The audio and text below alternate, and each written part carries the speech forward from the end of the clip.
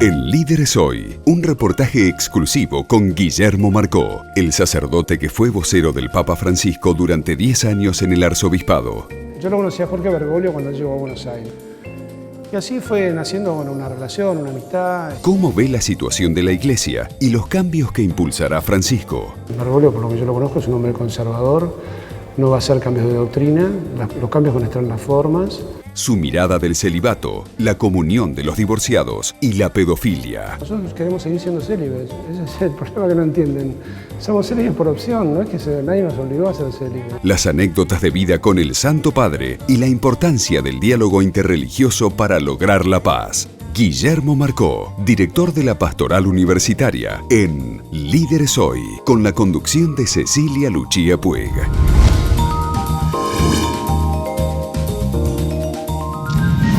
Empresas. Conexiones para crecer. Personal. Cada empresa es un mundo.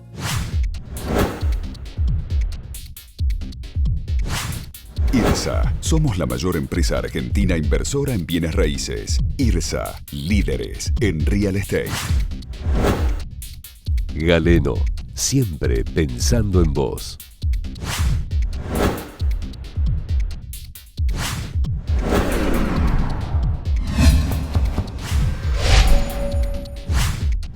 Banco Ciudad, te quiere ver crecer. 0822 2400 bancociudad.com.ar.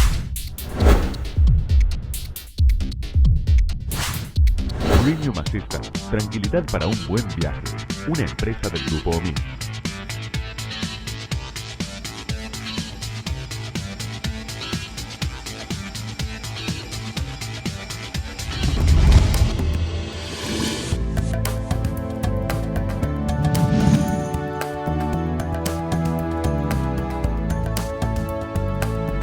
Padre Guillermo Marcó, muchas gracias por recibirnos en su capilla. Al contrario, un gusto que estén acá. ¿Cómo nace su vocación religiosa?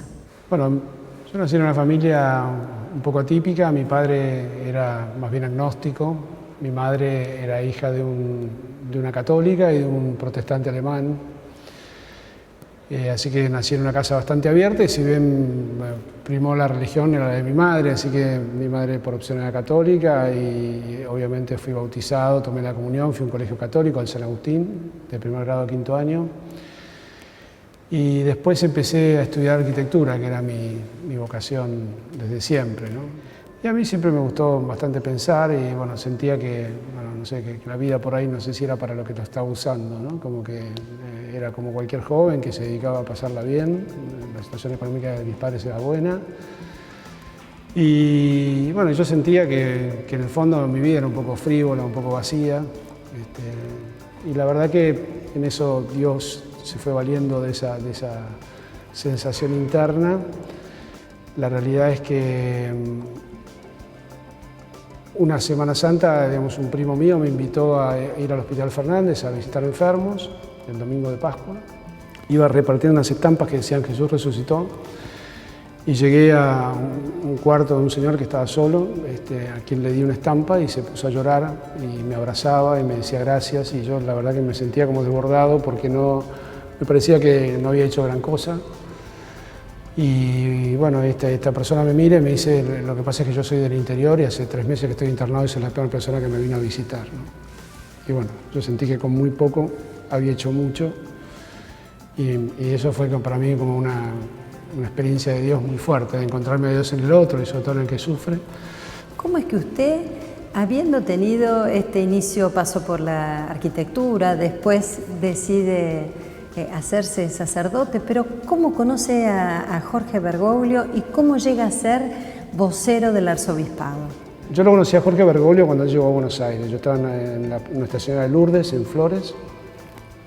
Era vicario parroquial en esa parroquia, recién ordenado. Y lo nombran a Jorge Bergoglio, no lo conocía nadie en Buenos Aires, por lo menos de los curas de mi generación no sabíamos quién era. Era un religioso que venía de Córdoba, sacado de la galera por el cardenal Corrachino y lo pone de obispo zonal. Bueno, y este señor desconocido empezó a venir mucho a mi parroquia porque el párroco, que era el padre Rafael Morán Díaz, había sido compañero de él de seminario. Bergoglio, antes de ser jesuita, estuvo 2 años en el seminario de Buenos Aires y lo conocía de esa época el padre Rafael Morán Díaz. Y el padre Rafael le pidió que fuese su director de pastoral de la vicaría, ¿no? Entonces, en vez de hacerlo ir a él venía a la parroquia una vez por semana a charlar de cosas de pastoral y demás, ¿no?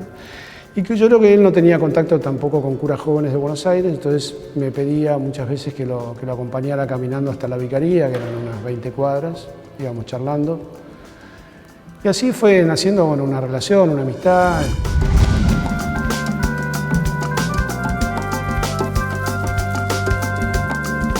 ¿Cómo era en esos tiempos el obispo Bergoglio? Mira, básicamente yo creo que él es el mismo, sigue siendo el mismo, y cuando uno ve todas las cosas que él hace hoy en día y que se sorprende tanto a la gente, a mí no me sorprende nada porque es la cosa que le voy a hacer siempre. Lo que sí me sorprende es la energía que tiene ahora, que es la que le conocí cuando recién llegaba, ¿no? Hace 20 años. Pero un hombre muy simple, digamos, tenía muy buen diálogo personal, digamos, con los curas, de preocuparse, si a uno lo operaban, él iba a visitarlo, digamos, hay una anécdota muy pintoresca que es, él andaba una vez, cuando recién llegó, que no era conocido, tenía que ir a una congregación de monjas, entonces, a celebrar la misa por las patronales. Imagínate, todas las monjitas que estaban esperando al obispo, que no sabían cómo era ni nada. Yo recuerdo que andaba de clergy negro con el saco y la cruz metida como escondida. Y entonces se acerca a una verdulería a preguntar, ¿no? En el convento, las hermanitas, sí, padrecito, dice, mire, tienen que dar acá, justamente acá a la vuelta de la manzana, y justo ellas me pidieron unas cosas porque venía el obispo, o sea, usted no les llevará. Entonces le dieron la bolsa con los tomates, la lechuga, qué sé yo. Él no dijo nada, y se fue con la bolsa, le toca el timbre, llegó el pedido, le dice, siempre tuvo mucho sentido del humor, ¿no? Y bueno, esa es otra nota, ¿no? Es un hombre con sentido del humor, mucho. ¿Qué aprendió del Papa Francisco? Mira, sobre todo aprendí,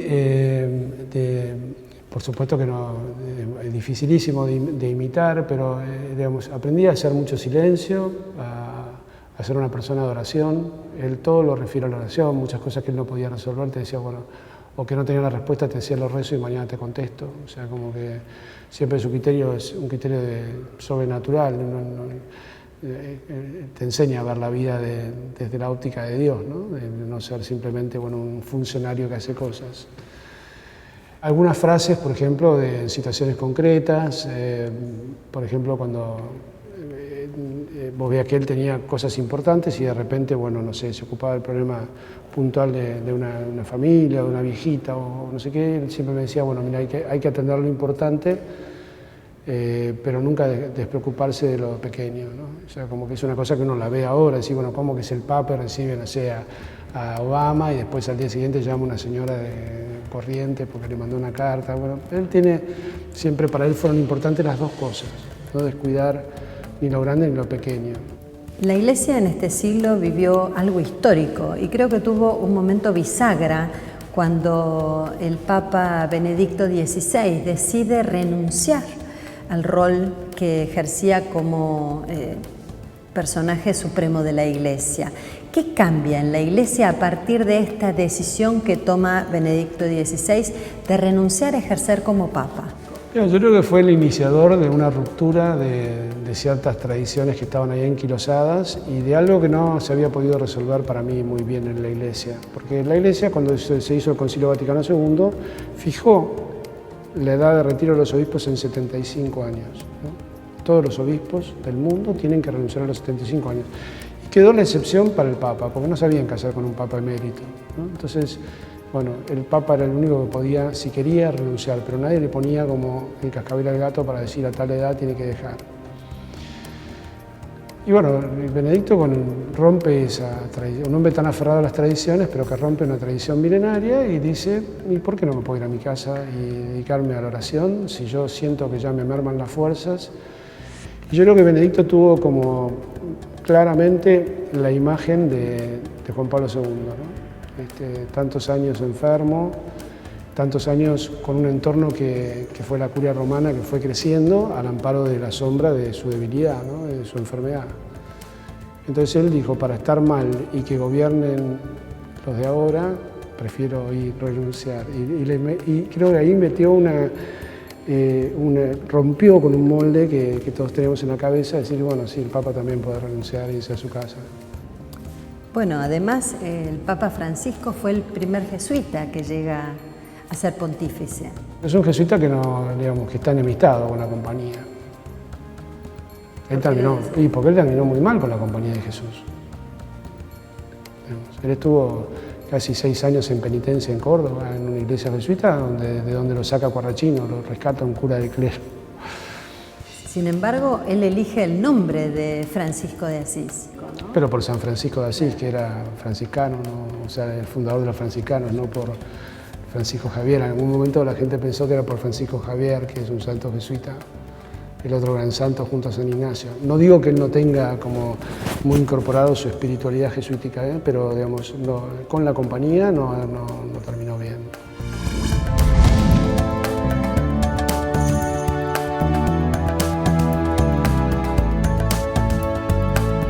¿Cuáles cree que han sido los cambios sustanciales que ha impulsado el Papa Francisco en la Iglesia de hoy? Había una agenda que era la agenda de los medios sobre el papado, que iba a cambiar el celibato, que iba a cambiar el tema de la comunidad de los divorciados, que iba a cambiar, no sé, un montón de cosas. Y yo digo, miren, Bergoglio, por lo que yo lo conozco, es un hombre conservador, no va a hacer cambios de doctrina, los cambios van a estar en las formas, en el estilo de vida y en la cercanía con la gente. Y bueno, por supuesto que se está estudiando una simplificación, una reforma de la curia, porque justamente una curia, ya ahora la curia con el modelo que